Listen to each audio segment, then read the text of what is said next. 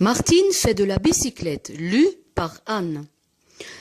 La route qui conduit vers les jolis villages et va se perdre dans la campagne, la connaissez-vous? Martine aimerait bien se promener à bicyclette sur la route, mais elle n'a qu'un vélo à 3 roues. Celui que son papa lui a offert quand elle était toute petite.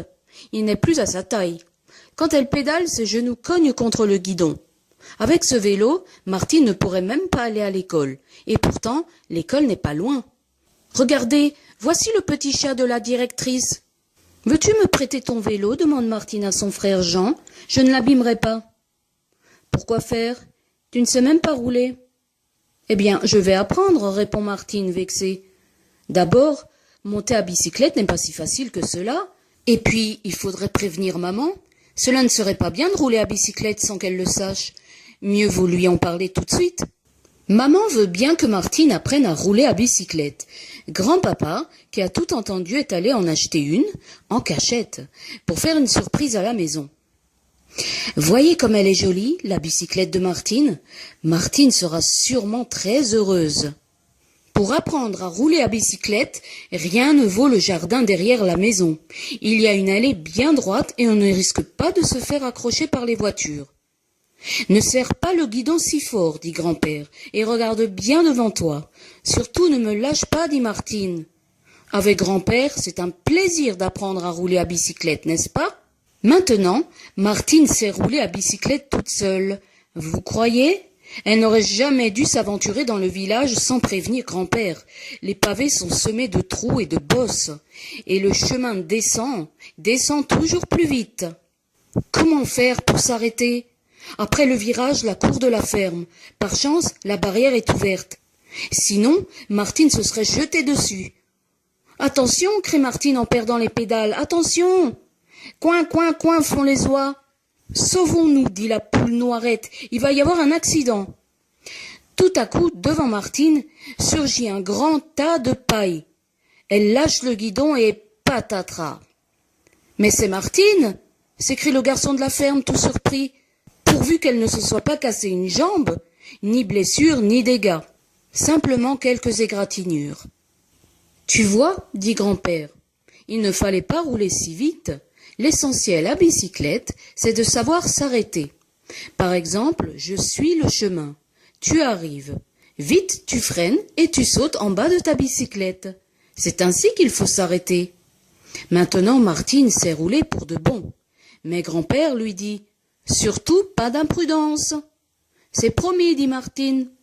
Je vais rester sur la place du village. » Sur la place du village, les amis de Martine l'attendent avec impatience, car aujourd'hui c'est congé toute la journée. « Tu as de la chance, Martine, d'avoir un nouveau vélo. Je peux l'essayer? Quand tu viendras chez moi, je te prêterai mon cyclorameur. » Cet après-midi, Martine et grand-père sont allés faire une longue promenade à bicyclette. Dans la campagne, il y a des chemins avec des ornières et des champs à perte de vue. On pourrait rouler pendant des heures entre les grands arbres où le vent siffle. Patapouf s'amuse beaucoup. Il saute au-dessus des flaques d'eau. C'est amusant d'accompagner Martine quand elle roule à bicyclette avec son grand-père. Mais n'est-ce pas imprudent de folâtrer autour d'elle? Une autre fois, Patapouf devra rester à la maison. Ici, dit le grand-père, nous arrivons à Pont-Saute-Mouton. Il faut s'arrêter au feu rouge. Quand pourrons-nous passer? Quand le signal sera vert, pardi. C'est expliqué dans le code de la route. Connais-tu le code de la route? Cela n'est pas difficile. Regarde. Rouge, tu ne peux pas passer. Vert, tu peux passer.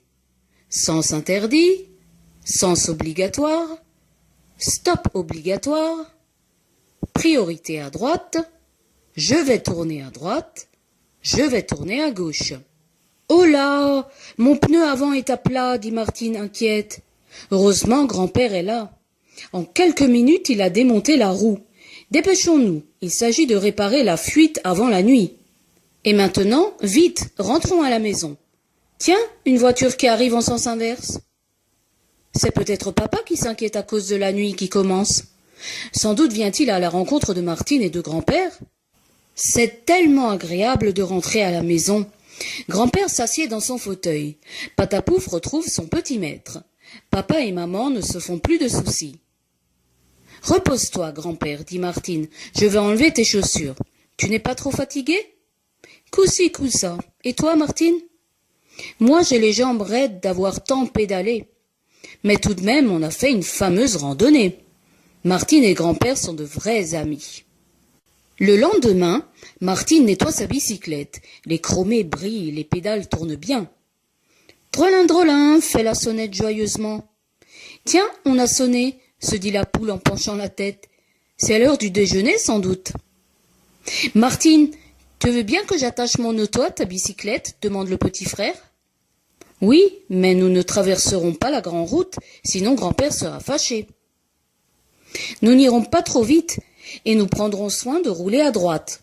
Nous serons polis envers tout le monde, et surtout nous serons prudents, car en chemin, on n'est jamais seul, et ce serait dommage de gâcher un si bel après-midi.